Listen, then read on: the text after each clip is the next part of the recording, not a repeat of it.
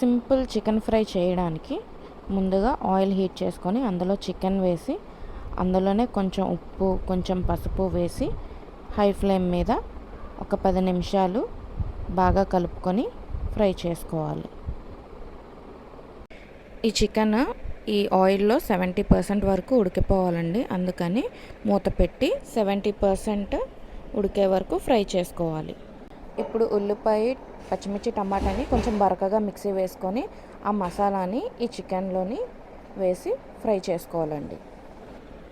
ఇప్పుడు ఇందులోనే 1 table spoon వరకు జింజర్ గార్లిక్ పేస్ట్, అలానే 3 టేబుల్ స్పూన్ల కారం, 1 టేబుల్ స్పూన్ వరకు చికెన్ మసాలాని వేసి బాగా కలుపుకోవాలి.